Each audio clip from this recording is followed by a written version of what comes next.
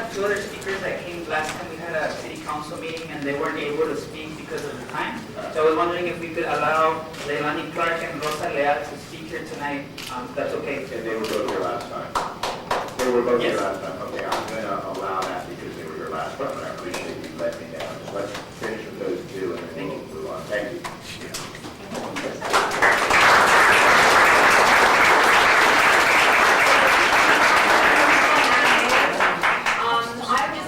My name is Lelani Clark. I'm born and raised in Tycson, Arizona, and I can just already wanted to start with the sentiment of growing up in the city that we've always had a very beautiful privilege to have such a diverse nature of cultures and art and music and just a feeling of community because we've always been a binational city. And just this recent militarization, starting from the border, leading into the infrastructure, into our community, which is 76 miles north of the border.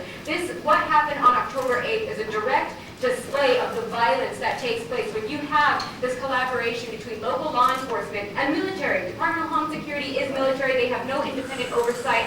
And that is what happens when you have local law enforcement collaborating with Border Patrol, with ICE agents. So you had a simple traffic violation, which was just a broken light off of the plates.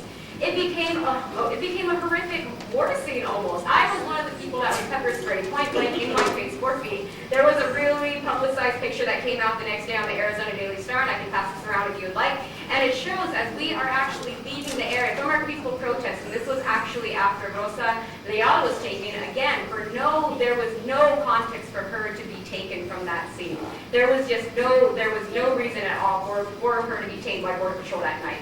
And so I'm really glad for her release. But that just showed just the violence that took place that night. And the fact is that this will happen again. More and more violence is because our community will not stop the resistance against oppressive laws like SB 1070.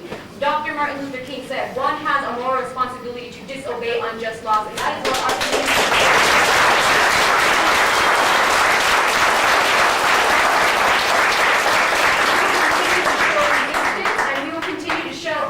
to laws that only feed off the separation of families that have been here for decades, families that have their children here who are U.S. citizens. And so we are calling actively for TPD to stop calling Border Patrol and ICE, to only cite and release. Again, that could have been that could have been resolved in an instant. Just cite and release that person. That was so unnecessary. So much resources went into that night. I would like to even see an audit of how much money went into the use of pepper spray, went into the use of the pepper spray bullets that happened that night.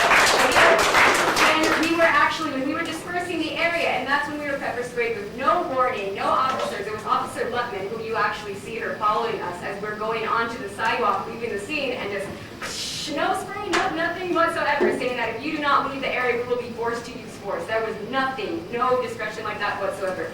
So we also demand no police brutality, because that's always wrong. So many people got hurt that night. One young man actually was diagnosed the past week with post-concussion syndrome because TPD handled him that night, pulled him, and his head constantly dragged on the road. No prolonged detentions. Don't impound vehicles. Again, you had the two men who spoke recently tonight that those vehicles were impounded. And respect victims and witnesses of crimes, whether their status is particular. So again, you can't have it both ways. If you're an immigrant welcoming city, you cannot enforce 1070. That's the only way. There is no two ways around this. Thank you.